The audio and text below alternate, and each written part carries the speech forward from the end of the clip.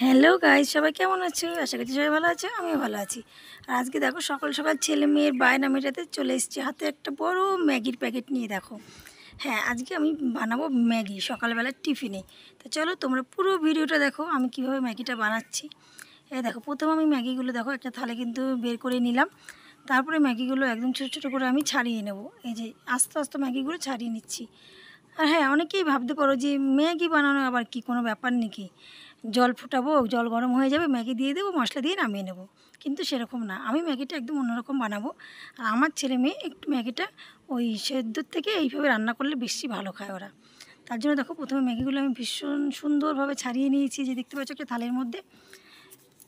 আর হ্যাঁ, ম্যাগি কালারটা দেখে ভাবতে পারো এটা কি ম্যাগি, এটা হলো ফ্রেশ একদম আটা ম্যাগি। আর ম্যাগিতে আমি যা যা দেবো সেগুলো দেখো আমি কুটে নিচ্ছি। ম্যাগিতে দেবো হচ্ছে গিয়ে পেঁয়াজ আর লঙ্কা কুচি, কারণ আলু টালু দেবো না, অনেকটাই ম্যাগি বানাবো, তার জন্য আর আলু দিলে ভালোও লাগে না ম্যাগিতে। তার জন্য দেখো আমি পেঁয়াজ আর লঙ্কা কিন্তু এখানে কুচি করে নিয়েছি। এই দেখো অনেকটাই লঙ্কা দিয়েছি, একটু ঝাল ঝাল করবো ভাবলাম, একটু ঝাল ঝাল না হলে তো ভালো লাগে না। তারপরে দেখো একটা গামলা আমি জল বসিয়ে দিয়েছি, জলটা কিন্তু গরম হয়ে গেছে। তারপর দেখো আমি এই ছাড়ানো ম্যাগিগুলো দিয়ে দিচ্ছি। আর হ্যাঁ, ম্যাগিগুলো এইভাবে ছাড়িয়ে নিলে বেশ সুন্দর ঝরঝরা হয়ে যাবে সেদ্ধ করলে, কিন্তু গায়ে গায়ে লাগবে না।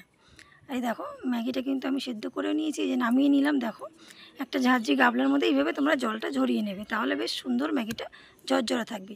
তারপরে দেখো আমি এর মধ্যে অল্প একটু ঠান্ডা জল দিয়ে দিলাম।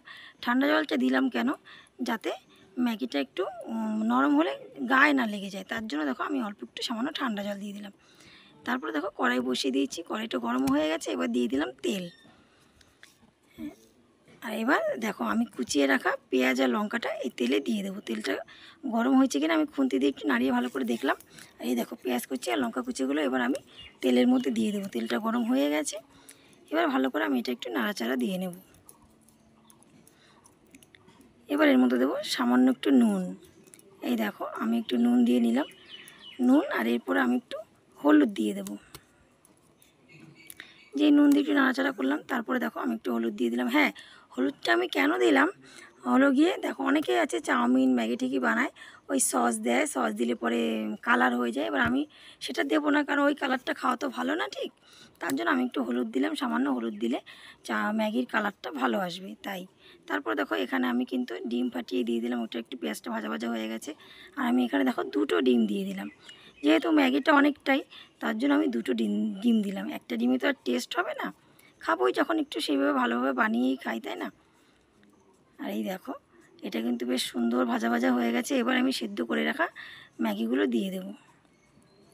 দেখো তোমরা দেখে কিন্তু বুঝতেই পারবে যে অনেকটাই ম্যাগি। হ্যাঁ, খালি ছেলে মেয়ের আবদার নয়, আমরা চারজনই সকালবেলা এটাই টিফিন করব সকালের খাবারে, তার জন্যই এতটা ম্যাগি বানিয়েছি আজকে। আর এই দেখো সুন্দর কিন্তু আমি এপাশ ওপাশ ভালোভাবে নাড়াচাড়া দিচ্ছি। দেখো ম্যাগিগুলো কিন্তু সেভাবে গায়ে গায়ে লাগেনি, বেশ ভালোই কিন্তু ঝরঝরা আছে, তোমরা দেখে বুঝতেই পারছো অনেকটি। এই দেখো ম্যাগিটা কিন্তু আমার বেশ সুন্দর ভাজা ভাজা হয়ে গেছে। এবার আমি এর মধ্যে দিয়ে দেবো মশলা। এই দেখো আমি কিন্তু মশলা এখানে দেখো ছিঁড়ে নিয়েছি আগে, আর এখানে মশলা আমি 3 প্যাকেট মশলা দিলাম। যেহেতু অনেকটাই ম্যাগি, তার জন্য অল্প মশলা দিলে তো ভালো লাগবে না, তার জন্য আমি এখানে দেখো 3 প্যাকেট, প্রথমে 2 প্যাকেট দিলাম, পরে আবার এই যে আরেক প্যাকেট দিয়ে দিচ্ছি। দেখো 3 প্যাকেট মশলা দিয়ে দিলাম। তো চলো আমার ম্যাগিটা কিন্তু কমপ্লিট হয়ে গেছে, এবার এটা নামিয়ে নিই একটা থালের মধ্যে। এই দেখো আমি ম্যাগিটা কিন্তু থালে নামিয়ে নিচ্ছি। ঠিক আছে, কী সুন্দর কালারটা এসছে না, এর জন্য আমি হলুদটা দিয়েছি। আর হ্যাঁ, তোমরাও এইভাবে বাড়িতে একটু বানিয়ে খাবে ম্যাগিটা, আশা করছি তোমাদের ভীষণ ভালো লাগবে। চলো আমি একটু খেয়ে নিই, খেয়ে তারপর তোমাদের বলছি কেমন হয়েছে। এই দেখো আমি কিন্তু খেয়ে বলছি তোমাদের ভীষণই টেস্টি হয়েছে, ভীষণই ভালো হয়েছে। আর হ্যাঁ, তোমাদের যদি আমার এই ভিডিওটা ভালো লাগে অবশ্যই একটি লাইক কমেন্ট শেয়ার করো, আর সবাই বেশি বেশি করে ফলো করো। চলো টাটা।